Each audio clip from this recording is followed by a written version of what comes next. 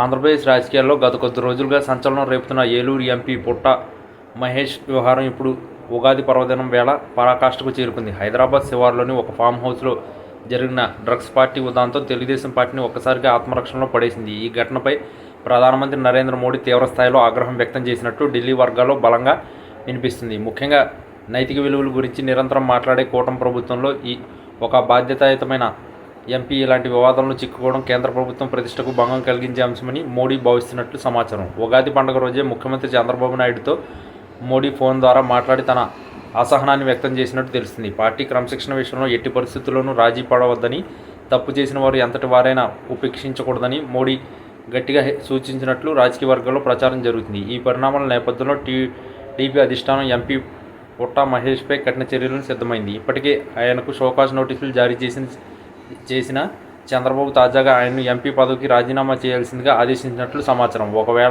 ఒకవైపు రాష్ట్రంలో డ్రగ్స్ రహిత సమాజం కోసం ఈగల్ దళాన్ని ఏర్పాటు చేసి కఠిన చర్యలు తీసుకుంటున్న తరుణంలో సొంత పార్టీ ఎంపీఏ డ్రగ్స్ పరీక్షలో పాజిటివ్గా తేలడం చంద్రబాబు మింగుడు పడని విషయంగా మారింది. పార్టీ గౌరవాన్ని అంటగలిపే ఏ చర్యను సహించబోనని స్పష్టం చేశారు. ఆయన ఎంపీకి అల్టిమేట్ జారీ చేసినట్టు తెలిసింది. దీంతో పుట్ట మహేష్ తన రాజీనామా లేఖను సిద్ధం చేసుకున్నారని, త్వరలోనే అది స్పీకర్ కార్యాలయాన్ని చేరనుందని ఊహాగానాలు వెలువడుతున్నాయి. మరోవైపు ప్రస్తుతం జరుగుతున్న పార్లమెంట్ సమావేశాలకు పుట్ట మహేష్ హాజరు కావద్దని పార్టీ నాయకత్వం నుంచి స్పష్టమైన ఆదేశాలు వెళ్ళినట్టు తెలిసింది. ఈ ఇష్యూ పార్లమెంట్లో చర్చ వచ్చి కూటమికి ఇబ్బందికరంగా మారకుండా ఉండేందుకు ఆయన్ను ఢిల్లీకి దూరంగా ఉండమని చెప్పినట్లు సమాచారం. ఉగాది వేళ శుభ వార్తలు వినాల్సిన సమయంలో సొంత ఎంపీల వివాదాల్లో కూరుకుపోవడం తెలుగు తమ్ముళ్లకు తీవ్ర నిరాశ కలిగించింది.